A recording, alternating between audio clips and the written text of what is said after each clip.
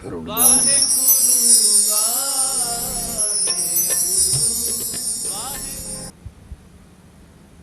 Break तो बाद programme गुरमुत ज्ञान लाइव विच आप जी का मुड़ के स्वागत है।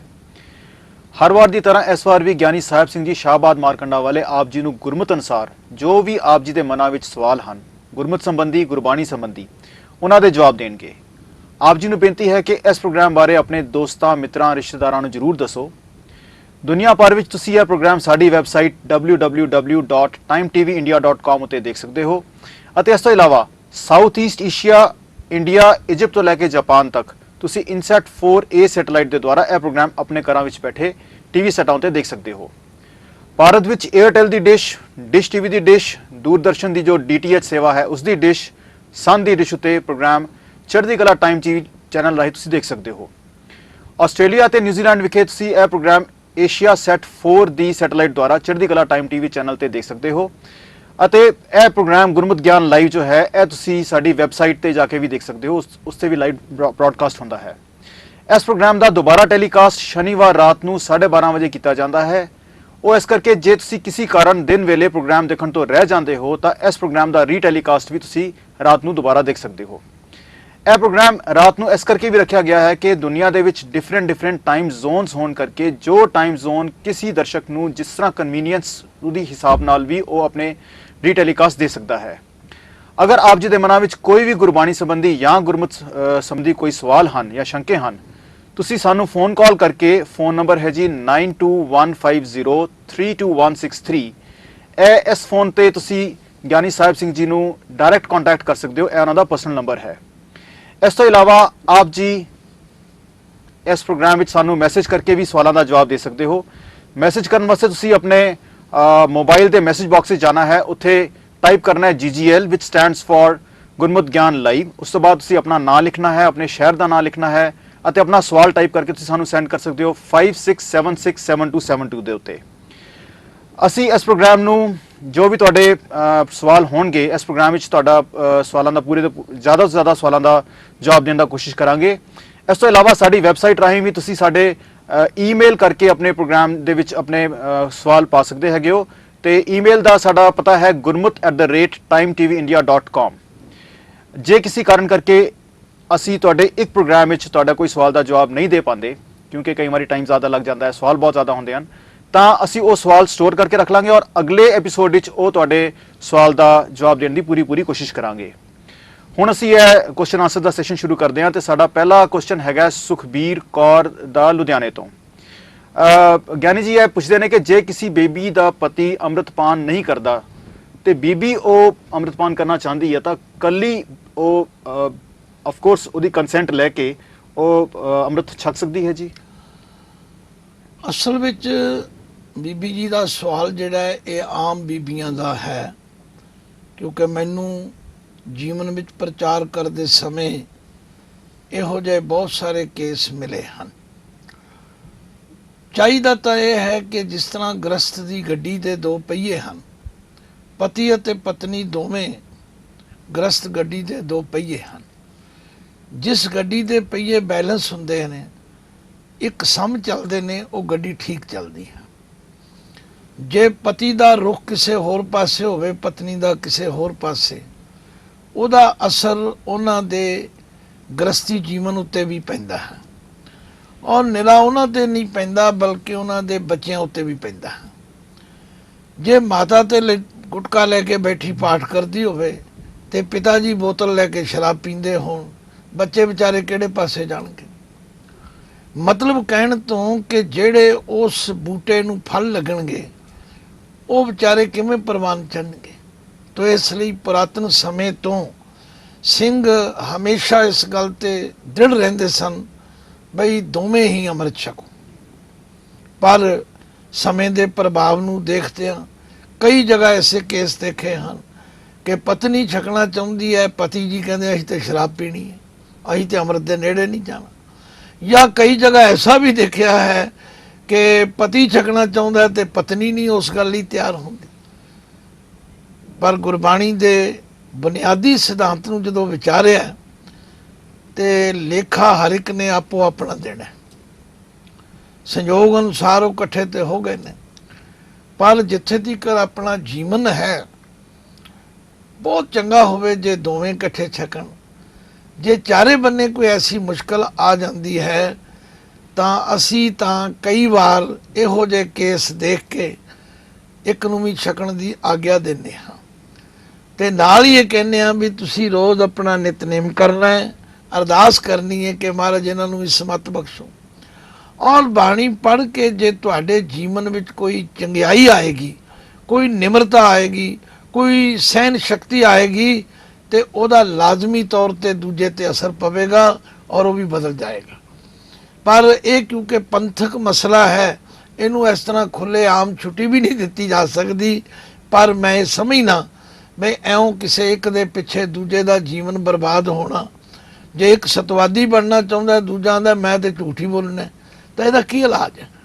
ਤੋ ਮੈਂ ਤੇ ਬੀਬੀ ਜੀ ਨੂੰ ਇਹੋ ਹੀ ਸਲਾਹ ਦਿਆਂਗਾ, ਚੰਗਾ ਹੋਵੇ ਜੇ ਆਪਣੇ ਪਤੀ ਜੀ ਨੂੰ ਵੀ ਰਜ਼ਾਮੰਦ ਕਰੋ, ਤੇ ਜੇ ਚਾਰੇ ਬੰਨੇ ਨਹੀਂ ਤਾਂ ਤੁਹਾਡਾ ਜਿਹੜਾ ਨਿੱਜੀ ਜੀਵਨ ਹੈ ਉਹ ਤਾਂ ਤੁਸੀਂ ਉਹਦਾ ਹਿਸਾਬ ਕਿਤਾਬ ਦੇਣਾ। ਤੇ ਮੇਰੇ ਖਿਆਲ ਵਿੱਚ ਤੁਹਾਨੂੰ ਅੰਮ੍ਰਿਤ ਛਕ ਲੈਣਾ ਚਾਹੀਦਾ। ਤੁਹਾਡੇ ਚੰਗੇ ਵਿਹਾਰ ਵਿਚਾਰ ਤੋਂ ਹੋ ਸਕਦਾ ਹੈ ਕਿ ਉਹ ਪਤੀ ਜੀ ਵੀ ਯਕਦਮ ਬਦਲ ਜਾਣ। ਇਹੋ ਜਿਹੇ ਕੇਸ ਵੀ ਮੈਂ ਕਈ ਦੇਖੇ। ਠੀਕ ਹੈ ਗਿਆਨੀ ਜੀ। ਅਗਲਾ ਸਵਾਲ ਹੈਗਾ ਜੀ, ਅਜੇ ਸਿੰਘ ਪਾਣੀਪੁੱਤ ਤੋਂ ਪੁੱਛਦੇ ਨੇ ਕਿ ਜਿਹੜੇ ਬੰਦੇ ਸਾਰਾ ਦਿਨ ਗੁਰਬਾਣੀ ਦਾ ਪਾਠ ਕਰਦੇ ਨੇ, ਕਈ ਵਾਰੀ ਦੇਖਿਆ ਹੈਗਾ ਕਿ ਬਹੁਤ ਵੱਡੀਆਂ ਵੱਡੀਆਂ ਗੱਲਾਂ ਵੀ ਕਰਦੇ ਨੇ, ਪਰ ਉਹ ਲੋਕ ਵੀ ਕਈ ਵਾਰੀ ਨਿੰਦਿਆ ਚੁਗਲੀ ਵਿੱਚ ਆਪਣੇ ਆਪ ਨੂੰ ਘੇਰੇ ਰੱਖਦੇ ਨੇ। ਕੀ ਇਸ ਤਰ੍ਹਾਂ ਕਰਨਾ ਉਹਨਾਂ ਨੂੰ ਸ਼ੋਭਾ ਦਿੰਦਾ ਹੈ ਜੀ? ਨਹੀਂ, ਇਸ ਗੱਲ ਨੂੰ ਕੌਣ ਕਹਿ ਸਕਦਾ ਹੈ ਕਿ ਜੇ ਉਹ ਪਾਠ ਵੀ ਕਰਦੇ ਨੇ ਤੇ ਚੁਗਲੀ ਨਿੰਦਿਆ ਵੀ ਕਰਦੇ ਨੇ ਇਹ ਸ਼ੋਭਾ ਨਹੀਂ ਪਾਉਂਦਾ। ਇਹਦਾ ਮਤਲਬ ਉਹ ਪਾਠ ਜਿਹੜਾ ਹੈ ਉਹ ਤੋਤਾ ਰਟਨੀ ਕਰ ਰਹੇ ਨੇ, ਉਹ ਫਾਰਮੈਲਿਟੀ ਦਿਖਾਵਾ ਕਰ ਰਹੇ ਨੇ। ਕਿਉਂਕਿ ਬਾਣੀ ਜਿਹੜੀ ਹੈ ਇਹ ਤਾਂ ਜੀਵਨ ਜਾਚ ਹੈ, ਇਹ ਤਾਂ ਗੁਰਸਿੱਖ ਨੂੰ ਸਹਿਜ ਅਵਸਥਾ ਤੱਕ ਪਹੁੰਚਾਉਂਦੀ ਹੈ। ਕਦੇ ਭਾਈ ਗੁਰਦਾਸ ਜੀ ਨੂੰ ਪੁੱਛ ਕੇ ਵੇਖੋ, ਉਹਨਾਂ ਨੇ ਲਿਖਿਆ ਕਿ ਜਿਹੜਾ ਬੰਦਾ ਸਹਿਜ ਅਵਸਥਾ ਵੀ ਟਿਕਣਾ ਚਾਹੁੰਦਾ ਹੈ ਉਹਨੂੰ ਆਹ ਗੱਲਾਂ ਦਾ ਧਿਆਨ ਰੱਖਣਾ ਚਾਹੀਦਾ। ਬੇਸ਼ੱਕ ਕੋਈ ਚਾਹੇ ਤਾਂ ਲਿਖ ਲਵੇ। ਭਾਈ ਸਾਹਿਬ ਕਹਿੰਦੇ ਨੇ, ਹੋਂ ਤਿਸ ਕੋਲ ਕਮਾਇਆ ਗੁਰਮਤਿ ਹਿਰਦੈ ਗਰੀਬੀ ਆਵੇ। ਹੋਂ ਤਿਸ ਕੋਲ ਕਮਾਇਆ ਪਰ ਦਰਬੇ ਨੂੰ ਹੱਥ ਨਾ ਲਾਵੇ। ਹੋਂ ਤਿਸ ਕੋਲ ਕਮਾਇਆ ਪਰ ਨਾਰੀ ਦੇ ਨੇੜ ਨਾ ਜਾਵੇ। ਹੋਂ ਤਿਸ ਕੋਲ ਕਮਾਇਆ ਪਰ ਨਿੰਦਾ ਸੁਣ ਆਪ ਹਟਾਵੇ। ਕਿਧਰੇ ਨਿੰਦਾ ਹੁੰਦੀ ਵੀ ਹੋਵੇ ਤੇ ਆਪਣੇ ਆਪ ਨੂੰ ਪਰਾਂ ਕਰ ਲਵੇ। ਤੇ ਹੋਂ ਤਿਸ ਕੋਲ ਕਮਾਇਆ ਸਤਿਗੁਰ ਦਾ ਉਪਦੇਸ਼ ਕਮਾਵੇ। ਹੋਂ ਤਿਸ ਕੋਲ ਕਮਾਇਆ ਥੋੜਾ ਸਮੇਂ ਥੋੜਾ ਹੀ ਖਾਵੇ। ਗੁਰਮੁਖ ਸੋਈ ਸਹਿਜ ਸਮਾਵੇ। ਗੁਰਬਾਣੀ ਜੀਵਨ ਜਾਚ ਹੈ, ਨਾ ਕਿ ਗੁਰਬਾਣੀ ਕੋਈ ਤੋਤਾ ਰਟਨੀ ਹੈ। ਹਾਂ, ਮੇਰੇ ਉਸਤਾਦ ਜੀ ਨੇ ਪ੍ਰਿੰਸੀਪਲ ਚਰਨਜੀਤ ਸਿੰਘ ਜੀ ਸਾਨੂੰ ਗੁਰਬਾਣੀ ਪੜ੍ਹਾਇਆ ਕਰਦੇ ਸਨ, ਨਾਨਕਸਰ ਚੀਮਾ। ਉਹ ਇੱਕ ਦਿਨ ਮੌਜ ਵਿੱਚ ਆਏ, ਕਹਿਣ ਲੱਗੇ ਬਹੁਤ ਸਾਰੇ ਸਿੱਖ ਇਹੋ ਜਿਹੇ ਵੀ ਹੁੰਦੇ ਨੇ। ਕਹਿੰਦੇ ਅੰਮ੍ਰਿਤਸਰ ਦਾ ਕੋਈ ਸਿੱਖ ਸੀ ਤੇ ਉਹ ਸਵੇਰੇ ਹਰਿਮੰਦਰ ਸਾਹਿਬ ਮੱਥਾ ਵੀ ਟੇਕਦਾ ਸੀ, ਫਿਰ ਉਹ ਦੁਕਾਨ ਖੋਲ੍ਹਣ ਲਈ ਜਾਂਦਾ ਸੀ ਤੇ ਸੁਖਮਨੀ ਸਾਹਿਬ ਦਾ ਪਾਠ ਵੀ ਕਰਦਾ ਸੀ। ਕਹਿੰਦੇ ਇੱਕ ਦਿਨ ਸੁਖਮਨੀ ਸਾਹਿਬ ਦਾ ਪਾਠ ਕਰਦਿਆਂ ਦੁਕਾਨ ਖੋਲ੍ਹਣ ਲੱਗਾ ਤੇ ਕੋਈ ਜੱਟੀ ਕਪਾਹ ਲੈ ਕੇ ਆ ਗਈ। ਉਹਨੇ ਸੌਦਾ ਲੈਣਾ ਸੀ। ਹੁਣ ਉਹਨੇ ਆਖਿਆ ਵੀ ਜੇ ਮੈਂ ਪਾਠ ਵਿੱਚ ਛੱਡਿਆ ਇਹ ਵੀ ਮਾੜੀ ਗੱਲ ਹੈ, ਤੇ ਜੇ ਮੈਂ ਇਹਨੂੰ ਠੁੰਗਾ ਨਾ ਲਾਇਆ ਤਾਂ ਵੀ ਮਾੜੀ ਗੱਲ ਹੈ। ਉਹਨੇ ਵਿੱਚ ਹੀ ਜੋੜ ਦਿੱਤਾ, ਪ੍ਰਭ ਕੇ ਸਿਮਰਨ ਖੋਲੀ ਹੱਟੀ, ਪ੍ਰਭ ਕੇ ਸਿਮਰਨ ਆ ਗਈ ਜੱਟੀ, ਪ੍ਰਭ ਕੇ ਸਿਮਰਨ ਲਾ ਲੈ ਠੁੰਗਾ, ਪ੍ਰਭ ਕੇ ਸਿਮਰਨ ਦੇ ਦੇ ਝੁੰਗਾ। ਮਤਲਬ ਕਹਿਣ ਤੋਂ ਇਹੋ ਜਿਹੇ ਜਿਹੜੇ ਲੋਕ ਨੇ ਉਹ ਤਾਂ ਬਾਣੀ ਨਾਲ ਇੱਕ ਤਰ੍ਹਾਂ ਬੇਇਨਸਾਫੀ ਕਰ ਰਹੇ ਨੇ। ਉਹਨਾਂ ਨੇ ਆਪਣੀਆਂ ਮਾੜੀਆਂ ਆਦਤਾਂ ਛੱਡਣੀਆਂ ਨਹੀਂ। ਬਾਣੀ ਤੇ ਸਿਰਫ ਲੋਕ ਦਿਖਾਵੇ ਦੇ ਤੌਰ ਤੇ ਪੜ੍ਹ ਰਹੇ ਨੇ। ਨਹੀਂ, ਲੋਕ ਬਾਣੀ ਤਾਂ ਸਾਡਾ ਅੰਦਰਲਾ ਬਾਹਰਲਾ ਜੀਵਨ ਸਵਾਰਦੀ ਹੈ। ਤੋ ਇਹ ਕਦਾਚਿਤ ਵੀ ਨਹੀਂ ਉਹਨਾਂ ਨੂੰ ਸ਼ੋਭਾ ਪਾਉਂਦਾ ਕਿ ਬਾਣੀ ਪੜ੍ਹਨ ਵਾਲੇ ਝੂਠ ਵੀ ਬੋਲਣ, ਨਿੰਦਿਆ ਵੀ ਕਰਨ ਜਾਂ ਲੋਕਾਂ ਨਾਲ ਠੱਗੀਆਂ ਮਾਰਨ। ਫਿਰ ਬਾਣੀ ਪੜ੍ਹਨ ਦਾ ਕੀ ਫਾਇਦਾ? ਬਾਣੀ ਤੇ ਕਿਹੜਾ ਉੱਚਾ ਸੁੱਚਾ ਜੀਵਨ ਹੈ। ਮੈਂ ਸ਼ਾਇਦ ਅੱਗੇ ਵੀ ਮਿਸਾਲ ਦਿੱਤੀ, ਸਾਧ ਧਰਮ ਸਿੰਘ ਜੀ ਸਾਹਣੀ ਰੋਪੜ ਵਾਲਿਆਂ ਨੇ ਆਪਣੇ ਜੀਵਨ ਦੀ ਗੱਲ ਸੁਣਾਈ। ਕਹਿੰਦੇ ਮੈਂ ਈਰਾਨ ਵਿੱਚ ਜੰਮਿਆ, ਉੱਥੇ ਪੜ੍ਹਿਆ, ਜਵਾਨ ਹੋਇਆ। ਉੱਥੇ ਦੀ ਅਦਾਲਤ ਦਾ ਫੈਸਲਾ ਸੀ, ਜੇ ਗੁਰੂ ਨਾਨਕ ਦਾ ਸਿੱਖ ਆ ਕੇ ਕਚਹਿਰੀ ਵਿੱਚ ਕਹਿ ਦੇਵੇ ਇਸ ਬੰਦੇ ਨੇ ਚੋਰੀ ਨਹੀਂ ਕੀਤੀ ਤਾਂ ਈਰਾਨ ਦੀ ਅਦਾਲਤ ਉਹਨੂੰ ਮੁਆਫ ਕਰ ਦਿੰਦੀ ਸੀ, ਕਿਉਂਕਿ ਉਹਨਾਂ ਦੇ ਅੰਦਰ ਇਹ ਗੱਲ ਸਮਾਈ ਹੋਈ ਸੀ ਕਿ ਗੁਰੂ ਨਾਨਕ ਦਾ ਸਿੱਖ ਕਦੇ ਝੂਠ ਨਹੀਂ ਬੋਲ ਸਕਦਾ। ਤੇ ਜੇ ਹੁਣ ਅਸੀਂ ਇਹੋ ਜਿਹੇ ਸਿੱਖ ਬਣਾਂਗੇ ਤਾਂ ਇਹਦਾ ਮਤਲਬ ਅਸੀਂ ਲੋਕਾਂ ਨੂੰ ਗੁਰਬਾਣੀ ਤੋਂ ਤੋੜ ਰਹੇ ਹਾਂ, ਜੋੜ ਨਹੀਂ ਰਹੇ। ਤੋ ਇਹ ਕਦੇ ਚਿੱਤ ਵੀ ਸ਼ੋਭਾ ਨਹੀਂ ਪਾਉਂਦਾ। ਉਹਨਾਂ ਗੁਰਮੁਖਾਂ ਨੂੰ ਵੀ ਚਾਹੀਦਾ ਜਿਹੜੇ ਬਾਣੀ ਪੜ੍ਹਦੇ ਨੇ ਉਹ ਆਪਣਾ ਵਿਹਾਰ ਵੀ ਸਵਾਰਨ, ਉਹ ਆਪਣਾ ਨਿਤਾ ਪ੍ਰਤੀ ਜ਼ਿੰਦਗੀ ਦਾ ਪ੍ਰਭਾਵ ਚੰਗਾ ਬਣਾਉਣ। ਗਿਆਨੀ ਜੀ, ਕਈ ਵਾਰੀ ਮੈਂ ਦੇਖਿਆ ਗਿਆ ਕਿ ਲੋਕੀ ਨਾ ਇਸ ਗੱਲ ਨੂੰ ਡਿਫੈਂਡ ਕਰਦੇ ਆ, ਜੋ ਉਹਨਾਂ ਨੂੰ ਮਨਾ ਕਰੋ ਕਿ ਤੁਸੀਂ ਨਿੰਦਾ ਨਾ ਕਰੋ, ਕਹਿਣਗੇ ਮੈਂ ਨਿੰਦਿਆ ਨਹੀਂ ਕਰ ਰਿਹਾ, ਮੈਂ ਤਾਂ ਇੱਕ ਹਕੀਕਤ ਬਿਆਨ ਕਰ ਰਿਹਾ ਹੈਗਾ। ਉਹ ਫੇਸ ਤੇ ਨਹੀਂ ਕਰਨਗੇ ਪਿੱਠ ਤੇ, ਪਰ ਉਹ ਕਹਿਣਗੇ ਮੈਂ ਤਾਂ ਸੱਚ ਦੱਸ ਰਿਹਾ ਜੀ, ਮੈਂ ਨਿੰਦਿਆ ਨਹੀਂ ਕਰ ਰਿਹਾ। ਬਿਲਕੁਲ ਸੇਮ ਤੁਹਾਡੀ ਗੱਲ ਮੈਂ ਨਿਊਜ਼ੀਲੈਂਡ ਵਿੱਚ ਇਸ ਪੌੜੀ ਦੀ ਵਿਚਾਰ ਕੀਤੀ, ਤਾਂ ਜਿਹੜੇ ਸੱਜਣ ਉੱਥੇ ਦੇ ਪ੍ਰਬੰਧਕ ਸਨ, ਮੈਂ ਨਾਮ ਤੇ ਨਹੀਂ ਲਵਾਂਗਾ, ਉਹ ਮੇਰੇ ਨਾਲ ਲੰਗਰ ਛਕਣ ਲੱਗੇ, ਆਖਣ ਲੱਗੇ ਜੀ ਜ਼ਰਾ ਇਹ ਨਿੰਦਿਆ ਵਾਲੇ ਖੋਲ ਕੇ ਦੱਸੋ। ਮੈਂ ਕਿਹਾ ਜੀ ਖੋਲ ਕੇ ਕੀ ਦੱਸਣਾ, ਗੱਲ ਤਾਂ ਇਹ ਹੈ ਵੀ ਜੇ ਕੋਈ ਫੁੱਲ ਹੈ ਤੇ ਉਹਨੂੰ ਕੰਡਾ ਨਾ ਕਹੋ, ਤੇ ਜੇ ਕੰਡਾ ਹੈ ਤਾਂ ਉਹਨੂੰ ਫੁੱਲ ਨਾ ਕਹੋ। ਜੇ ਕੋਈ ਗਲਤ ਹੈ ਤੇ ਉਸ ਨੂੰ ਤੁਸੀਂ ਚਾਹੁੰਦੇ ਹੋ ਸਵਾਰਨਾ, ਉਹਨੂੰ ਪਿਆਰ ਨਾਲ ਆਪਣੀ ਬੁੱਕਲ ਵਿੱਚ ਲਵੋ, ਉਹਦੀ ਕਮੀ ਤਾਂ ਦੱਸੋ, ਉਹ ਸੁਧਰ ਜਾਏਗਾ। ਪਰ ਜੇ ਤੁਸੀਂ ਨਿੰਦਿਆ ਦੀ ਭਾਵਨਾ ਨਾਲ ਉਹਦੀ ਮਿੱਟੀ ਕੁੱਟ ਰਹੇ ਹੋ ਤਾਂ ਫਿਰ ਤਾਂ ਨਿੰਦਿਆ ਹੀ ਰਹੇਗੀ, ਫਿਰ ਉਹਨੂੰ ਕਦੇ ਚੰਗਾ ਨਹੀਂ ਕਿਹਾ ਜਾ ਸਕਦਾ। ਤੋ ਡਿਫੈਂਡ ਕਰਨ ਵਾਲਿਆਂ ਦੀ ਤੇ ਗੱਲ ਛੱਡੋ, ਜਿਨ੍ਹਾਂ ਨੇ ਆਪਣੇ ਜੀਵਨ ਨੂੰ ਸਵਾਰਨਾ, ਉਹਨਾਂ ਨੂੰ ਗੁਰਬਾਣੀ ਤੋਂ ਸਿੱਖਿਆ ਮਿਲਦੀ, ਨਿੰਦਾ ਭਲੀ ਕਿਸੇ ਕੀ ਨਾਹੀਂ, ਮਨਮੁਖ ਮੁਗਧ ਕਰਨ, ਮੋਹ ਕਾਲੇ ਤਨਾ ਨਿੰਦਕਾ ਨਰਕੇ ਕੋਰ ਪਵਨ। ਇਹ ਨਿੰਦਿਆ ਕਰਨੀ, ਦੂਜਿਆਂ ਦਾ ਭਾਰ ਆਪਣੇ ਸਿਰ ਲੈਣਾ। ਕੰਮ ਲੋਕ ਦੂਜਿਆਂ ਨੇ ਗਲਤ ਕੀਤੇ ਨੇ, ਉਹਨਾਂ ਦੀ ਬੋਝ ਆਪ ਚੁੱਕਣਾ, ਤੋ ਇਸ ਲਈ ਨਿੰਦਿਆ ਨਹੀਂ ਕਰਨੀ ਚਾਹੀਦੀ। ਡਿਫੈਂਡ ਕਰਨ ਨੂੰ ਲੋਕ ਇੱਥੇ ਤੇ ਕਰੀ ਜਾਂਦੇ ਨੇ, ਪਰ ਅਸੀਂ ਜਪਜੀ ਸਾਹਿਬ ਪੜ੍ਹ ਕੇ ਆਏ ਹਾਂ, ਕੱਚ ਪਕਾਈ ਉੱਥੇ ਪਾਏ। ਵਾਹਿਗੁਰੂ ਦੀ ਦਰਗਾਹ 'ਚ ਪਤਾ ਲੱਗੇਗਾ ਵੀ ਕੌਣ ਠੀਕ ਹੈ ਤੇ ਕੌਣ ਗਲਤ ਹੈ। ਗਿਆਨੀ ਜੀ, ਅਗਲਾ ਸਵਾਲ ਹੈਗਾ ਜੀ ਦਿੱਲੀ ਤੋਂ ਪਵਨਦੀਪ ਕੌਰ ਇਹ ਪੁੱਛਦੇ ਨੇ ਕਿ ਅੰਮ੍ਰਿਤ ਛਕਣ ਤੋਂ 1 ਸਾਲ ਬਾਅਦ ਕੀ ਸ੍ਰੀ ਸਾਹਿਬ ਉਤਾਰ ਸਕਦੇ ਨੇ? ਮੈਨੂੰ ਇਹ ਨਹੀਂ ਸਮਝ ਆਈ ਕਿ ਬੀਬੀ ਪਵਨਦੀਪ ਕੌਰ ਜੀ ਨੇ ਅੰਮ੍ਰਿਤ ਛਕ ਲਿਆ ਕਿ ਛਕਣਾ ਹੈ, ਜਾਂ ਇਹ ਕਿਸ ਰੋਸ਼ਨੀ ਵਿੱਚ ਸਵਾਲ ਕਰ ਰਹੇ ਨੇ, ਜਾਂ ਪੰਜ ਪਿਆਰਿਆਂ ਨੇ ਇਹਨਾਂ ਨੂੰ ਕੋਈ ਇਸ ਤਰ੍ਹਾਂ ਦੀ ਹਦਾਇਤ ਦਿੱਤੀ ਹੈ। ਪੰਜ ਪਿਆਰੇ ਤੇ ਅੰਮ੍ਰਿਤ ਛਕਾਉਣ ਵੇਲੇ ਇਹ ਗੱਲ ਕਹਿੰਦੇ ਨੇ ਕਿ ਅੱਜ ਜੋ ਤੁਸੀਂ ਪ੍ਰਣ ਲੈ ਰਿਹਾ, ਇਹ ਪ੍ਰਣ ਤੁਸੀਂ ਤਾਂ ਜ਼ਿੰਦਗੀ ਜਦੋਂ ਤੀਕਰ ਤੁਹਾਡੇ ਸਰੀਰ ਵਿੱਚ ਪ੍ਰਾਣ ਮੌਜੂਦ ਨੇ ਉਦੋਂ ਤੀਕਰ ਨਿਭਾਉਣਾ। ਉਹਦੇ ਵਿੱਚ ਕੋਈ ਸਾਲ 2 ਸਾਲ ਦੀ ਤੇ ਹੈ ਹੀ ਨਹੀਂ ਗੱਲ। ਇਹ ਕਕਾਰ ਬਲਕਿ ਇੱਥੇ ਤੱਕ ਲਿਖਿਆ ਸਿੱਖ ਰਹਿਤ ਮਰਿਆਦਾ ਵਿੱਚ, ਜੇ ਕੋਈ ਅੰਮ੍ਰਿਤਧਾਰੀ ਹੈ ਤੇ ਉਹ ਸਰੀਰ ਛੱਡ ਗਿਆ, ਉਹਦੀ ਮ੍ਰਿਤੂ ਹੋ ਗਈ ਹੈ, ਤੇ ਉਸ ਵੇਲੇ ਵੀ ਉਹਦੇ ਸਰੀਰ ਤੋਂ ਕਕਾਰ ਵੱਖਰੇ ਨਹੀਂ ਕਰਨੇ ਚਾਹੀਦੇ। ਇਹ ਸਾਲ ਦੀ ਗੱਲ ਕਰਦੇ ਨੇ। ਪਤਾ ਨਹੀਂ ਕਿਹੜੇ ਪਖੰਡੀ ਨੇ ਇਹਨਾਂ ਨੂੰ ਕੋਈ ਇਹੋ ਜਿਹੀ ਸਲਾਹ ਦਿੱਤੀ ਹੈ ਜਾਂ ਰਿਆਇਤ ਦਿੱਤੀ ਹੈ ਜਾਂ ਕੀ ਫੁਰਨਾ, ਮੈਨੂੰ ਇਹਨਾਂ ਦਾ ਸਵਾਲ ਸਮਝ ਨਹੀਂ ਆਇਆ। ਪਰ ਮੈਂ ਇਹ ਬੇਨਤੀ ਕਰਾਂਗਾ ਵੀ ਕਕਾਰ ਜਿਹੜੇ ਧਾਰਨ ਕਰ ਲਏ ਨੇ ਉਹ ਤੇ ਸਦਾ ਹੀ ਧਾਰਨ ਰੱਖਣੇ ਨੇ, ਉਹਨਾਂ ਦੇ ਸਾਲ ਜਾਂ 2 ਸਾਲ ਬਾਅਦ ਤਿਆਗਣ ਦੀ ਕੋਈ ਛੁੱਟੀ ਨਹੀਂ ਹੈ। ਗਿਆਨੀ ਜੀ, ਬਿਲਕੁਲ ਨਾਲ ਦਾ ਇੱਕ ਹੋਰ ਸਵਾਲ ਆਇਆ ਹੈਗਾ, ਡਾਕਟਰ ਬਲਦੀਪ ਸਿੰਘ ਪੁੱਛਦੇ ਆ ਕਿ ਸਰਜਨ ਹੈ ਜੀ ਉਹ, ਤੇ ਉਹ ਕਹਿੰਦੇ ਕਿ ਸਰਜਰੀ ਦੇ ਵੇਲੇ ਉਹਨਾਂ ਨੂੰ ਰਿਕੁਆਇਰਮੈਂਟ ਹੈ ਕਿ ਕੜਾ ਪਾ ਕੇ ਸਰਜਰੀ ਨਹੀਂ ਕਰਨੀ, ਉਹ ਕੜਾ ਉਤਾਰ ਕੇ ਜੇਬ ਵਿੱਚ ਪਾ ਲੈਣ ਜਾਂ ਕਿਸ ਤਰ੍ਹਾਂ ਕਰਨ। ਉਹ ਚਾਹੁੰਦੇ ਨੇ ਕਿ ਅੰਮ੍ਰਿਤ ਛਕਣਾ, ਪਰ ਉਹ ਥੋੜਾ ਝਿਜਕ ਰਹੇ ਨੇ। ਉਹ ਜਿਹੜੀ ਡਾਕਟਰ ਸਾਹਿਬ ਉਹਨਾਂ ਦੀ ਮਜਬੂਰੀ ਹੈ ਨਾ, ਉਹ ਇਹੋ ਜਿਹੀ ਗੱਲ ਨਹੀਂ ਹੈਗੀ। ਉਹਨਾਂ ਨੇ ਇੱਕ ਸੇਵਾ ਨਿਭਾਉਣੀ ਹੈ, ਆਪਰੇਸ਼ਨ ਕਰਨਾ ਵੀ ਇੱਕ ਸੇਵਾ ਹੈ, ਕਿਸੇ ਦੀ ਜ਼ਿੰਦਗੀ ਬਚਾਉਣੀ, ਕਿਸੇ ਨੂੰ ਬਿਮਾਰੀ ਤੋਂ ਛੁਟਕਾਰਾ ਦਿਵਾਉਣਾ, ਇਹ ਇੱਕ ਸੇਵਾ ਹੈ। ਤੇ ਉਹਨਾਂ ਦੇ ਅੰਦਰ ਗੁਰੂ ਦਾ ਪਿਆਰ ਕੋਈ ਘਟੇਗਾ ਨਹੀਂ। ਉਹ ਉਸ ਕੜੇ ਨੂੰ ਉਤਾਰ ਕੇ ਜੇਬ ਵਿੱਚ ਵੀ ਪਾ ਸਕਦੇ ਨੇ, ਸੱਜੇ ਖੱਬੇ, ਐਸੀ ਕੋਈ ਬਾਤ ਨਹੀਂ। ਜਦੋਂ ਆਪਣੇ ਕਾਰਜ ਤੋਂ ਵਿਹਲੇ ਹੋਣ ਫਿਰ ਹੱਥ ਪੈਰ ਧੋ ਕੇ ਫਿਰ ਕੜਾ ਪਾ ਵੀ ਸਕਦੇ ਨੇ। ਉਹ ਕੜਾ ਉਹਨਾਂ ਤਿਆਗਿਆ ਨਹੀਂ, ਸੁੱਟਿਆ ਨਹੀਂ, ਉੱਤੇ ਉਹਨਾਂ ਦੀ ਡਿਊਟੀ ਨਿਭਾਉਣ ਵਾਸਤੇ ਉਹਨਾਂ ਨੂੰ ਸਹੂਲਤ ਹੈਗੀ। ਉਹ ਵੱਖਰਾ ਇੱਕ ਪ੍ਰਸ਼ਨ ਹੈ। ਹਾਂ, ਉਹ ਤਾਂ ਜਿਵੇਂ ਪਾਇਲਟਸ ਹੈਗੇ ਆ, ਮੇਰਾ ਇੱਕ ਸਟੂਡੈਂਟ ਹੈ ਪਾਇਲਟ ਹੈ, ਉਹ ਕਹਿੰਦਾ ਮੈਂ ਸ੍ਰੀ ਸਾਹਿਬ ਨਹੀਂ ਨਾਲ ਲੈ ਕੇ ਜਾ ਸਕਦਾ, ਤਾਂ ਮਜਬੂਰੀ ਹੈ। ਅਸੀਂ ਰੋਜ਼ ਬਾਹਰ ਜਾਂਦੇ ਹਾਂ, ਹਾਂਜੀ, ਪਰ ਇਸ ਸੰਬੰਧ ਵਿੱਚ ਇੱਕ ਵੱਖਰੀ ਚਰਚਾ ਹੋਣ ਦੀ ਲੋੜ ਹੈ, ਕਿਉਂਕਿ ਸਾਡੇ ਜਦੋਂ ਤਖਤਾਂ ਦੇ ਜਥੇਦਾਰ ਜਾਂਦੇ ਨੇ ਉਹ ਚੁੱਪ ਚੁਪੀਤੇ ਲਾ ਕੇ ਫੜਾ ਦਿੰਦੇ ਨੇ, ਤੇ ਆਮ ਬੰਦਾ ਕੀ ਕਰੇਗਾ? ਸੱਚ ਹੈ ਜੀ। ਇਹ ਤੇ ਕੌਮੀ ਪੱਧਰ ਦੇ ਉੱਤੇ, ਹਾਂ ਮੈਂ ਇਹ ਵੀ ਸਮਝਣਾ ਕਿ ਕਿਸੇ ਮੂਰਖ ਬੰਦੇ ਨੇ ਹੋ ਸਕਦਾ ਇਸ ਸ੍ਰੀ ਸਾਹਿਬ ਦੀ ਗਲਤ ਵਰਤੋਂ ਕੀਤੀ ਹੋਵੇ, ਹਵਾਈ ਜਹਾਜ਼ ਵਿੱਚ ਸਫ਼ਰ ਕਰਦਿਆਂ ਕਿਸੇ ਉੱਤੇ ਹਮਲਾ ਕਰ ਦਿੱਤਾ ਹੋਵੇ, ਉਸ ਦਿਨ ਤੋਂ ਪਾਬੰਦੀ ਲੱਗ ਗਈ ਹੋਵੇ।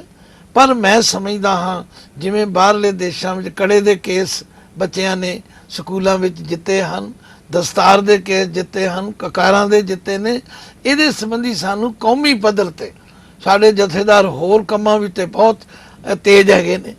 ਪਰ ਇਧਰ ਕੋਈ ਧਿਆਨ ਨਹੀਂ ਹੈਗਾ, ਇਧਰ ਲੀਡਰਾਂ ਦਾ ਕੋਈ ਧਿਆਨ ਨਹੀਂ। ਇਧਰ ਧਿਆਨ ਦੇਣਾ ਚਾਹੀਦਾ ਭਾਈ, ਇਹ ਸਾਡੇ ਧਾਰਮਿਕ ਚਿੰਨ੍ਹ ਹਨ, ਇਹਨਾਂ ਦਾ ਤਿਆਗ ਅਸੀਂ ਨਹੀਂ ਕਰ ਸਕਦੇ।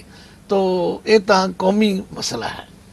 ਸਤ ਹੈ ਜੀ। ਯਾਨੀ ਜੀ ਅਗਲਾ ਸਵਾਲ ਹੈਗਾ ਜੀ ਮੁੰਬਈ ਤੋਂ, ਇਹ ਮਨਪ੍ਰੀਤ ਕੌਰ ਜੀ ਪੁੱਛਦੇ ਨੇ ਕਿ ਚੌਪਾਈ ਸਾਹਿਬ ਵਿੱਚ ਪੰਕਤੀ ਆਂਦੀ ਹੈ ਜਬ ਉਦਕਰਖ ਕਰਾ ਕਰਤਾਰਾ ਪ੍ਰਜਾ ਤਰਤਬ ਦੇ ਅਪਾਰਾ, ਇਸ ਤਰ੍ਹਾਂ ਜੋ ਉਦਕਰਖ ਤੇ ਆਕਰਖ ਇਹ ਜਿਹੜੇ ਦੋ ਸ਼ਬਦ ਆਂਦੇ ਨੇ, ਇਹਨਾਂ ਦੇ ਬਾਰੇ ਮੀਨਿੰਗ ਤੇ ਪੁੱਛਣਾ ਚਾਹੁੰਦੇ ਨੇ। ਹਾਂ, ਇਹ ਆਮ ਤੌਰ ਤੇ ਜਦੋਂ ਅਸੀਂ ਚੌਪਈ ਸਾਹਿਬ ਦਾ ਪਾਠ ਕਰਦੇ ਹਾਂ, ਕਿਉਂਕਿ ਸਾਡੇ ਵਿੱਚ ਇੱਕ ਰਿਵਾਜ ਪੈ ਗਿਆ ਕਿ ਰੱਟਾ ਪਾਠ ਕਰੋ, ਜੇ ਉਹਨੂੰ ਸਮਝ ਕੇ ਪਾਠ ਕੀਤਾ ਜਾਏ ਤੇ ਕੋਈ ਮੁਸ਼ਕਲ ਗੱਲ ਨਹੀਂ ਹੈਗੀ। ਮੁਸ਼ਕਲ ਕਿਉਂ ਨਹੀਂ ਵੀ ਜਿਵੇਂ ਗੁਰਦੇਵ ਕਹਿ ਰਹੇ ਨੇ, ਜਦੋਂ ਉਦ ਕਰਖ ਕਰਾ ਕਰਤਾਰਾ, ਅਕਾਲ ਪੁਰਖ ਜੀ ਦੀਆਂ ਦੋ ਸ਼ਕਤੀਆਂ ਨੇ ਆਪਣੇ ਹੱਥ ਵਿੱਚ ਰੱਖੀਆਂ ਹੋਈਆਂ, ਇੱਕ ਦਾ ਨਾਮ ਹੈ ਉਦ ਕਰਖ, ਇੱਕ ਦਾ ਨਾਮ ਹੈ ਆਕਰਖ। ਉਦ ਕਰਖ ਦਾ ਮਤਲਬ ਹੈ ਕਿਸੇ ਚੀਜ਼ ਦੀ ਉਤਪਤੀ ਕਰਨੀ, ਆਕਰਖ ਦਾ ਮਤਲਬ ਹੈ ਉਸ ਨੂੰ ਆਕਰਸ਼ਣ ਕਰਨਾ, ਆਪਣੇ ਵੱਲ ਖਿੱਚ ਲੈਣਾ। ਬਾਦਸ਼ਾਹ ਕਹਿੰਦੇ ਨੇ ਜਬ ਉਦ ਕਰਖ ਕਰਾ ਕਰਤਾਰਾ, ਕਰਤਾਰ ਨੇ, ਕ੍ਰੀਏਟਰ ਨੇ, ਕਰਨਹਾਰੇ ਵਾਹਿਗੁਰੂ ਨੇ ਜਦੋਂ ਆਪਣੀ ਮੌਜ ਵਿੱਚ ਉਦ ਕਰਖ ਕੀਤਾ, ਪ੍ਰਜਾ ਧਰਤ ਤਬ ਦੇ ਅਪਾਰਾ, ਉਦੋਂ ਅਨੇਕਾਂ ਜੀਵ ਜੰਤ ਪੈਦਾ ਹੋ ਜਾਂਦੇ ਨੇ। ਜਬ ਆਕਰਖ ਕਰਤ ਹੋ ਕਬ ਹੂੰ, ਜਦੋਂ ਤੁਸੀਂ ਆਕਰਸ਼ਣ ਸ਼ਕਤੀ ਦੀ ਵਰਤੋਂ ਕਰਦੇ ਹੋ ਤੇ ਜਿਤਨੇ ਦੇਹਧਾਰੀ ਹੁੰਦੇ ਨੇ ਸਾਰੇ ਤੁਹਾਡੇ ਵਿੱਚ ਲੈ ਹੋ ਜਾਂਦੇ ਨੇ। ਤੋ ਉਦ ਕਰਖ ਦਾ ਮਤਲਬ ਹੈ ਉਤਪਤੀ ਕਰਨੀ, ਆਕਰਖ ਦਾ ਮਤਲਬ ਹੈ ਆਪਣੇ ਵੱਲ ਖਿੱਚ ਲੈਣਾ। ਜਿਵੇਂ ਇੱਕ ਥਿਉਰੀ ਆਫ ਬਿਗ ਬੈਂਗ ਹੈ, ਐਕਸਪਲੋਜਨ ਹੋਇਆ, ਸਾਰੀ ਕ੍ਰੀਏਸ਼ਨ ਕ੍ਰੀਏਟ ਹੋ ਗਈ, ਫਿਰ ਇੰਪਲੋਜਨ ਹੋਇਆ, ਸਾਰਾ ਵਿੱਚ ਦੁਬਾਰਾ ਸਮਾ ਜਾਏਗਾ। ਇਹਨੂੰ ਹੋਰ ਗੁਰਬਾਣੀ 'ਚ ਬੜਾ ਖੋਲਿਆ ਹੈ ਕਿ ਜਦੋਂ ਪੰਜ ਤੱਤਾਂ ਦਾ ਮੇਲ ਹੁੰਦਾ ਹੈ ਉਦੋਂ ਜ਼ਿੰਦਗੀ ਪੈਦਾ ਹੋ ਜਾਂਦੀ ਹੈ, ਜਦੋਂ ਤੱਤ ਨਿਖੜਦੇ ਨੇ ਉਦੋਂ ਤੱਤ ਨਹੀਂ ਕਦੇ ਮਰਦੇ, ਉਹ ਤੱਤਾਂ ਦਾ ਮਿਲਣਾ ਤੇ ਤੱਤਾਂ ਦਾ ਨਿਖੜਨਾ ਜਿਹੜਾ ਉਹ ਇੱਕ ਚੀਜ਼ ਹੋਂਦ ਵਿੱਚ ਆਉਣੀ ਤੇ ਇੱਕ ਚੀਜ਼ ਫਿਨਿਸ਼ ਜਾਣੀ। ਯਾਨੀ ਜੀ ਅਗਲਾ ਸਵਾਲ ਹੈ ਨਿਰਮਲਪ੍ਰੀਤ ਸਿੰਘ ਜੀ ਦੁਬਈ ਤੋਂ ਪੁੱਛਦੇ ਨੇ ਜੀ, ਪਿਛਲੀ ਵਾਰੀ ਤੁਸੀਂ ਵਿਆਖਿਆ ਕਰ ਰਹੇ ਸੀਗੇ ਸੁਰਤ, ਮਤ, ਮਨ, ਬੁੱਧ, ਇਹਨਾਂ ਚਾਰ ਲਫ਼ਜ਼ਾਂ ਦੇ ਵਿੱਚ ਕੀ ਫਰਕ, ਅੰਤਰ ਕੀ ਹੈਗਾ? ਸੁਰਤ ਕੀ ਹੈ, ਮਤ ਕੀ ਹੈ, ਮਨ ਕੀ ਹੈ ਤੇ ਬੁੱਧ ਕੀ ਹੈ? ਕਈ ਵਾਰੀ ਇਹਨਾਂ ਨੂੰ ਇੰਟਰਚੇਂਜੇਬਲੀ ਯੂਜ਼ ਕਰ ਲੈਂਦੇ ਆ, ਇਹਨਾਂ ਦਾ ਕੀ ਮਤਲਬ ਕੀ ਹੈ ਇਹਨਾਂ ਦਾ? ਉਹ ਤਾਂ ਅਸੀਂ ਇਹਨਾਂ ਸਾਰਿਆਂ ਦੀ ਵਰਤੋਂ ਵੱਖ-ਵੱਖ ਕਰਦੇ ਹਾਂ। ਮੇਰੀ ਸੁਰਤੀ ਇੱਥੇ ਨਹੀਂ, ਮੇਰੀ ਮਤ ਟਿਕਾਣੇ ਨਹੀਂ, ਮੇਰਾ ਮਨ ਟਿਕਦਾ ਨਹੀਂ, ਮੇਰੀ ਬੁੱਧੀ ਵਿੱਚ ਇਹ ਕੰਮ, ਇਹ ਚੀਜ਼ ਨਹੀਂ ਆਉਂਦੀ, ਵਰਤੋਂ ਤੇ ਅਸੀਂ ਇਸ ਤਰ੍ਹਾਂ ਹੀ ਕਰਦੇ। ਇਹ ਸਾਰੀਆਂ ਚੀਜ਼ਾਂ ਜਿਹੜੀਆਂ ਨੇ ਇਹਨਾਂ ਵਿੱਚ ਬਦਲਾਅ ਆ ਜਾਂਦਾ, ਇਹਨਾਂ ਵਿੱਚ ਵੱਖਰਾਪਨ ਆ ਜਾਂਦਾ। ਮੈਂ ਇੱਕ ਕਲਿਆਣ ਰਸਾਲੇ ਵਿੱਚ ਇੱਕ ਦਫਾ ਪੜ੍ਹਿਆ ਸੀ, ਉਹਦੇ ਵਿੱਚ ਕਹਿੰਦੇ ਨੇ ਰਾਜਾ ਜਨਕ ਜਿਹੜਾ ਸੀ ਨਾ, ਉਸ ਨੂੰ ਇੱਕ ਸੁਪਨਾ ਆਇਆ ਤੇ ਸੁਪਨੇ ਵਿੱਚ ਉਸ ਨੇ ਦੇਖਿਆ ਕਿ ਮੈਂ ਮੰਗਤਾ ਬਣ ਗਿਆ, ਭਿਖਾਰੀ ਬਣ ਗਿਆ ਤੇ ਭਿਖਾਰੀ ਬਣ ਕੇ ਲੋਕਾਂ ਦੇ ਘਰ ਭੀਖ ਮੰਗਣ ਚਲਾ ਗਿਆ। ਬਾਣੀ 'ਚ ਵੀ ਲਿਖਿਆ ਨਰਪਤ ਏਕ ਸਿੰਘਾਸਨ ਸੋਇਆ, ਸੁਪਨੇ ਭਇਆ ਭਿਖਾਰੀ, ਅਛਤ ਰਾਜ ਵਿਚਰਤ ਦੁਖ ਪਾਇਆ, ਸੋ ਗਤ ਵਹੀ ਹਮਾਰੀ। ਜਦੋਂ ਰਾਜਾ ਜਾਗਿਆ ਤਾਂ ਸੁਪਨੇ ਦੀ ਕੋਈ ਚੀਜ਼ ਵੀ ਉੱਥੇ ਨਹੀਂ ਸੀ, ਤਾਂ ਉਸਨੇ ਮਨ ਵਿੱਚ ਸਵਾਲ ਪੈਦਾ ਹੋਇਆ, ਇਹ ਸੱਚ ਕਿ ਉਹ ਸੱਚ? ਜੋ ਮੈਂ ਸੁਪਨੇ ਵਿੱਚ ਤੱਕ ਰਿਹਾ ਸੀ ਉਹ ਸੱਚਾ ਸੀ ਜਾਂ ਜੋ ਜਾਗਰਤ ਵਿੱਚ ਤੱਕ ਰਿਹਾ ਉਹ ਸੱਚਾ? ਤਾਂ ਇਸ ਗੱਲ ਦਾ ਜਵਾਬ ਲੈਣ ਲਈ ਉਸਨੇ ਬੜੇ ਬੜੇ ਪੰਡਿਤ ਵਿਦਵਾਨ ਗਿਆਨੀ ਸੱਦੇ, ਪਰ ਕੋਈ ਉਹਦੀ ਤਸੱਲੀ ਨਾ ਕਰਾ ਸਕੇ। ਉਹਨੇ ਸਾਰੇ ਪੰਡਤਾਂ ਨੂੰ, ਗਿਆਨੀਆਂ ਨੂੰ ਕੈਦ ਕਰ ਲਿਆ। ਆਂਦਾ ਜਦ ਤੱਕ ਮੇਰੀ ਤਸੱਲੀ ਨਹੀਂ ਕਰਾਉਂਦੇ ਮੈਂ ਤੁਹਾਨੂੰ ਛੱਡਣਾ ਨਹੀਂ। ਕਹਿੰਦੇ ਨੇ ਸਮੇਂ ਦੇ ਮਹਾਂਪੁਰਖ ਅਸ਼ਟਾਵਕਰ ਜੀ ਆਏ, ਗੱਲ ਲੰਬੀ ਨਾ ਹੋਵੇ, ਉਹਨਾਂ ਨੇ ਕਿਹਾ ਰਾਜਾ ਕੀ ਸਵਾਲ ਹੈ ਤੇਰਾ? ਆਂਦਾ ਜੀ ਮੇਰਾ ਸਵਾਲ ਹੈ ਇਹ ਸੱਚ ਕਿ ਉਹ ਸੱਚ? ਤਾਂ ਅਸ਼ਟਾਵਕਰ ਜੀ ਕਹਿਣ ਲਗੇ ਤੇ ਬੜਾ ਸੌਖਾ ਜਵਾਬ ਹੈ, ਜੈਸਾ ਇਹ ਵੈਸਾ वो, जैसा वो तैसा ये। ਆਂਦਾ ਜੀ ਕੋਈ ਗੱਲ ਸਮਝ ਨਹੀਂ ਆਈ, ਥੋੜੀ ਸਮਝ ਆਈ। ਕਹਿੰਦੇ ਰਾਜਾ ਤੇਰਾ ਸਵਾਲ ਵੀ ਗੋਲਮੋਲ ਹੈ, ਸਾਡਾ ਜਵਾਬ ਵੀ ਗੋਲਮੋਲ ਹੈ, ਤੂੰ ਆਪਣਾ ਸਵਾਲ ਖੋਲ ਕੇ ਦੱਸ। ਉਹਨੇ ਦੱਸਿਆ ਕਿ ਸੁਪਨੇ ਵਿੱਚ ਮੈਂ ਇਹ ਦੇਖਿਆ ਤੇ ਜਦੋਂ ਮੈਂ ਜਾਗਿਆ ਉਦੋਂ ਕੁਝ ਵੀ ਨਹੀਂ ਸੀ। ਕਹਿਣ ਲੱਗੇ ਫਿਰ ਸਾਡਾ ਜਵਾਬ ਠੀਕ ਹੈ ਬਈ, ਜਦੋਂ ਤੱਕ ਤੂੰ ਸੁੱਤਾ ਸੀ ਉਦੋਂ ਤੱਕ ਸੁਪਨਾ ਸੱਚਾ ਸੀ, ਜਦੋਂ ਤੂੰ ਜਾਗ ਪਿਆ ਤੇ ਸੁਪਨਾ ਝੂਠਾ ਹੋ ਗਿਆ। ਜਦੋਂ ਤੱਕ ਜੀਵ ਅਗਿਆਨਤਾ ਦੀ ਨੀਂਦਰ ਵਿੱਚ ਸੁੱਤਾ ਰਹੇਗਾ ਉਦੋਂ ਤੀਕਰ ਇਹਨੂੰ ਸਾਰਾ ਸੰਸਾਰ ਸੱਚਾ ਜਾਪੇਗਾ। ਜਿੱਦਣ ਗਿਆਨ ਦੀ ਜਾਗ ਆ ਗਈ ਉਦਣ ਇਹਨੂੰ ਝੂਠਾ ਜਾਪੇਗਾ। ਰਾਜਾ ਕਹਿਣ ਲੱਗਾ ਜੀ ਗੱਲ ਤੇ ਠੀਕ ਹੈ, ਫਿਰ ਮੈਨੂੰ ਗਿਆਨ ਕਰਾਓ। ਕਹਿੰਦੇ ਜੇ ਗਿਆਨ ਲੈਣਾ ਹੈ ਨਾ ਤਾਂ ਕੋਈ ਦਛਣਾ ਦੇ। ਉਹ ਕਹਿੰਦਾ ਜੀ ਦਛਣਾ ਬਣਾਉਂਦਾ ਭੇਟਾ ਦੇਣਾ, ਗੁਰੂ ਦਛਣਾ। ਉਹਨੇ ਮੋਤੀਆਂ ਦਾ ਥਾਲ ਮੰਗਾਇਆ, ਮਹਾਤਮਾ ਦੇ ਅੱਗੇ ਰੱਖਿਆ। ਉਹਨਾਂ ਨੇ ਠੋਕਰ ਮਾਰ ਦਿੱਤੀ। ਕਹਿੰਦੇ ਰਾਜਾ ਇਹ ਨਹੀਂ ਚਾਹੀਦਾ, ਇਹ ਨਹੀਂ ਚਾਹੀਦਾ। ਆਂਦਾ ਮਹਾਰਾਜ ਤੇ ਬੜੇ ਕੀਮਤੀ। ਕਹਿੰਦੇ ਨਹੀਂ ਨਹੀਂ, ਜੇ ਸਾਨੂੰ ਦੇਣਾ ਤੇ ਮਨ ਰੂਪੀ ਮੋਤੀ ਦੇ। ਆਂਦਾ ਜੀ ਤਥਾਸਤੂ, ਦੇ ਦਿੱਤੀ। ਕਹਿੰਦੇ ਨਹੀਂ ਨਹੀਂ, 3 ਵਾਰੀ ਕਹੋ। ਦੇ ਦਿੱਤੀ। ਹੁਣ ਥੋੜੀ ਦੇਰ ਚ ਇੱਕ ਮੰਗਤਾ ਆ ਗਿਆ। ਮੰਗਦਾ ਭੀਖ ਮੰਗ ਰਿਹਾ, ਰਾਜਾ ਮੇਰੇ ਬੱਚੇ ਭੁੱਖੇ ਮਰ ਗਏ, ਮੈਨੂੰ ਦਿਓ। ਰਾਜੇ ਦੇ ਮਨ 'ਚ ਤਰਸ ਆਇਆ। ਉਸ ਮੋਤੀਆਂ ਦੀ ਥਾਲੀ ਵਿੱਚੋਂ ਇੱਕ ਮੋਤੀ ਚੁੱਕ ਕੇ ਦੇਣ ਲੱਗਾ। ਜਦੋਂ ਦੇਣ ਲੱਗਾ ਤੇ ਮਹਾਤਮਾ ਨੇ, ਅਸ਼ਟਾਵਕਰ ਜੀ ਨੇ ਉਹਦੀ ਬਾਂਹ ਫੜ ਲਈ। ਕਹਿੰਦੇ ਰਾਜਾ ਇਹ ਕੀ ਕਰਦਾ ਹੈ? ਹਾਂ ਜੀ ਮੈਨੂੰ ਤਰਸ ਆ ਗਿਆ ਤੇ ਮੈਂ ਕਿਹਾ ਇਹਨੂੰ ਇੱਕ ਮੋਤੀ ਦੇ ਦਿਆਂ, ਵੇਚ ਕੇ ਖਾ ਲੇਗਾ। ਆਂਦੇ ਤੇਰਾ ਮਨ 2 ਨੇ ਕਿ ਇੱਕ ਹੈ? ਇੱਕ ਮਨ ਤੇ ਤੂੰ ਮੈਨੂੰ ਦਿੱਤਾ ਹੈ, ਤੇ ਇਹ ਕਿਹੜਾ ਮਨ ਹੈ ਜਿਹਦੇ 'ਚ ਤਰਸ ਆਇਆ? ਉਹ ਰਾਜਾ ਚੱਕਰ 'ਚ ਫਸ ਗਿਆ। ਆਂਦੇ ਅੱਛਾ, ਇਹਦਾ ਮਤਲਬ ਮੇਰਾ ਹੁਣ ਇੱਥੇ ਕੁਝ ਨਹੀਂ। ਕਹਿੰਦੇ ਕੌਣ ਸੋਚ ਰਿਹਾ? ਕਹਿੰਦਾ ਮੇਰੀ ਮੱਤ ਸੋਚ ਰਹੀ। ਕਹਿੰਦੇ ਜਿਹਦਾ ਮਨ ਹੈ ਉਹਦੀ ਬੁੱਧ ਹੈ, ਉਹਦਾ ਹੀ ਮਤ ਹੈ, ਉਹਦੀ ਸੁਰਤ ਹੈ। ਇਹ ਸਭ ਕੁਝ ਮਨ ਜਿਹਨੂੰ ਦੇ ਦੀ ਉਹਦਾ ਹੀ ਹੁੰਦਾ ਹੈ। ਫਿਰ ਆਂਦਾ ਹੁਣ ਫਿਰ ਮੈਂ ਕੀ ਕਰਾਂ? ਕਹਿੰਦੇ ਕੌਣ ਸੋਚ ਰਿਹਾ? ਕਹਿੰਦੇ ਬੁੱਧੀ ਸੋਚ ਰਹੀ ਹੈ। ਕਹਿੰਦੇ ਜਿਹਦੀ ਮਨ ਹੈ, ਮਤ ਹੈ, ਬੁੱਧੀ ਵੀ ਉਸੇ ਦੀ ਹੈ। ਕਹਿੰਦੇ ਫਿਰ ਹੁਣ ਮੈਨੂੰ ਦੱਸੋ ਮੈਂ ਕੀ ਕਰਾਂ? ਕਹਿੰਦੇ ਕੌਣ ਸੋਚ ਰਿਹਾ? ਕਹਿੰਦਾ ਮੇਰਾ ਅਹੰਗ ਸੋਚ ਰਿਹਾ। ਗੱਲ ਕੀ, ਹੌਲੀ ਹੌਲੀ ਮਨ, ਮਤ, ਬੁੱਧ, ਸੁਰਤ ਸਾਰਾ ਕੁਝ ਬਦਲ ਜਾਂਦਾ। ਜਦੋਂ ਬਦਲ ਗਿਆ ਤੇ ਹੁਣ ਰਾਜੇ ਦੀ ਸਮਾਧੀ ਲੱਗ ਗਈ। ਹੁਣ ਰਾਜੇ ਨੂੰ ਮਹਾਤਮਾ ਕਹਿੰਦੇ ਉਹ ਰਾਜਾ ਸਮਾਧੀ ਲੱਗ ਗਈ, ਕਿਉਂਕਿ ਸਭ ਕੁਝ ਛੁੱਟ ਗਿਆ। ਤੋ ਅਸਲ ਵਿੱਚ ਗੁਰੂ ਸਾਹਿਬ ਕਹਿੰਦੇ ਨੇ ਉਸ ਅਵਸਥਾ ਵਿੱਚ ਪਹੁੰਚ ਕੇ ਮਨੁੱਖ ਦੀ ਸੁਰਤ, ਉਹਦਾ ਹੀ ਮਤ, ਉਹਦਾ ਮਨ, ਉਹਦੀ ਬੁੱਧ ਸਭ ਕੁਝ ਬਦਲ ਜਾਂਦੀ। ਇਹ ਹੈ ਅੰਤਰ। ਹੁਣ ਇਹਨੂੰ ਖੋਲ੍ਹਣ ਵਾਸਤੇ ਤੇ ਘੰਟਿਆਂ ਬੱਧੀ ਸਮਾਂ ਚਾਹੀਦਾ। ਇਹਨੂੰ ਖੋਲ੍ਹਣ ਵਾਸਤੇ ਗੁਰਬਾਣੀ ਦਾ ਪਾਠ ਕਰਨਾ ਚਾਹੀਦਾ। ਉਹ ਅਸੀਂ ਕਰਨਾ ਨਹੀਂ ਚਾਹੁੰਦੇ। ਅਸੀਂ ਨੇ ਕੋਈ ਪੁੜੀ ਬਣ ਕੇ ਸਾਡੇ ਹੱਥ ਫੜਾ ਦੇ। ਮਤਲਬ ਜੇ ਇਹਨੂੰ ਇੰਗਲਿਸ਼ ਵਿੱਚ ਕੀਤਾ ਜਾਏ ਤਾਂ ਆਪਾਂ ਕਹਿ ਸਕਦੇ ਕਿ ਸੁਰਤ ਮੀਨਸ ਅਟੈਂਸ਼ਨ, ਹਾਂ, ਮਤ ਮੀਨਸ ਮੈਮਰੀ ਵੀ ਮੇਰੇ ਮਤ ਹੈ ਕਿ ਨਹੀਂ ਹੈ, ਬੁੱਧ ਮੀਨਸ ਇੰਟੈਲੈਕਟ, ਬ੍ਰੇਨ, ਔਰ ਤੁਸੀਂ ਮਾਈਂਡ ਕਹਿ ਸਕਦੇ ਹੋ ਮਨ ਨੂੰ। ਹਾਂ, ਉਹ ਤੁਸੀਂ ਨਾਮ ਕੋਈ ਵੀ ਦੇ ਸਕਦੇ ਹੋ। ਕਬੀਰ ਜੀ ਦਾ ਇੱਕ ਸ਼ਲੋਕ ਬੜਾ ਹੁੰਦਾ ਡੂੰਘਾ। ਕਬੀਰ ਏਕ ਮਰਨ ਤੇ ਦੋਏ ਮੂਏ, ਦੋਏ ਮਰਨ ਤੇ ਚਾਰ, ਚਾਰ ਮਰਨ ਤੇ 6 ਮੂਏ, 4 ਪੁਰਖ ਦੋਏ ਨਾਲ। ਅੱਜ ਤੱਕ ਗਿਆਨੀ ਉਲਝੇ ਪਏ ਨੇ ਉੱਥੇ। ਪਰ ਗੱਲ ਕੀ ਹੈ ਕਿ ਇੱਕ ਮਰ ਜਾਏ ਕੀ ਤਨ ਹੰਤਾ ਮਰ ਜਾਏ। ਫਿਰ ਆਸ਼ਾ ਤੇ ਤ੍ਰਿਸ਼ਨਾ ਮਰ ਜਾਂਦੀਆਂ ਨੇ। ਆਸ਼ਾ ਤ੍ਰਿਸ਼ਨਾ ਮਰ ਜਾਣ ਫਿਰ ਉਹਨਾਂ ਦੇ ਨਾਲ ਹੋਰ ਜਿਹੜੇ ਬਿਮਾਰੀਆਂ, ਉਹ ਆਹ ਹੈ ਗੱਲ। ਇੱਕ ਔਗੁਣ ਛੱਡੋ ਤੇ ਕਈ ਔਗੁਣ ਨਿਕਲ ਜਾਂਦੇ ਨੇ। ਇੱਕ ਗੁਣ ਲੈ ਲਓ ਤੇ ਕਈ ਗੁਣ ਆ ਜਾਂਦੇ ਨੇ। ਇਹ ਹੈ ਸਤ ਹੈ ਜੀ। ਇਸ ਪ੍ਰੋਗਰਾਮ ਵਿੱਚ ਗਿਆਨੀ ਜੀ ਨੇ ਗੁਰਮਤਿ ਤੇ ਗੁਰਬਾਣੀ ਦਾ ਜੋ ਤਤ ਗਿਆਨ ਸਾਨੂੰ ਦੱਸਿਆ ਹੈ, ਉਸ ਦੀ ਜਿੰਨੀ ਸ਼ਲਾਘਾ ਕੀਤੀ ਜਾਏ ਉਨੀ ਥੋੜੀ ਹੈ। ਗੁਰਬਾਣੀ ਦੇ ਪ੍ਰਚਾਰ ਲਈ ਚੜ੍ਹਦੀ ਕਲਾ ਟਾਈਮ ਟੀਵੀ ਦੇਸ਼ ਪ੍ਰਦੇਸ਼ ਵਿੱਚ ਗੁਰਮੁਖਾਂ ਲਈ ਕਈ ਪ੍ਰੋਗਰਾਮ ਪ੍ਰਸਾਰਿਤ ਕਰਦਾ ਹੈ, ਜਿਨ੍ਹਾਂ 'ਚ ਬੰਗਲਾ ਸਾਹਿਬ ਤੋਂ ਲਾਈਵ ਟੈਲੀਕਾਸਟ, ਸਿਫਤ ਸਲਾਹ, ਭਲੋ ਭਲੋ ਰੇ ਕੀਰਤੀਆਂ ਜਿਵੇਂ ਹੈਗਾ ਸੀਗਾ, ਗੁਰਮਤਿ ਗਿਆਨ ਲਾਈਵ, ਇਹ ਸਭ ਸ਼ਾਮਲ ਨੇ। ਤੁਸੀਂ ਵੀ ਇਸ ਸ਼ਲਾਘਾਯੋਗ ਉਦਮ ਵਿੱਚ ਆਪਣਾ ਯੋਗਦਾਨ ਸਾਨੂੰ ਇਹਨਾਂ ਪ੍ਰੋਗਰਾਮਸ ਨੂੰ ਸਪਾਂਸਰ ਕਰਕੇ ਪਾ ਸਕਦੇ ਹੋ। ਸਪਾਂਸਰਸ਼ਿਪ ਕਰਕੇ ਤੁਸੀਂ ਸਪਾਂਸਰਸ਼ਿਪ ਵਾਸਤੇ ਸਾਨੂੰ ਕੰਟੈਕਟ ਕਰ ਸਕਦੇ ਹੋ ਐਟ ਦਾ ਫੋਨ ਨੰਬਰ 9216531303 ਉੱਤੇ। ਅਗਲੇ ਵੀਰਵਾਰ ਫਿਰ ਇਸੇ ਵਕਤ ਆਪ ਜੀ ਚੜ੍ਹਦੀ ਕਲਾ ਟਾਈਮ ਟੀਵੀ ਤੇ ਸਾਡਾ ਪ੍ਰੋਗਰਾਮ ਦੇਖ ਸਕਦੇ ਹੋ ਗੁਰਮਤਿ ਗਿਆਨ ਲਾਈਵ।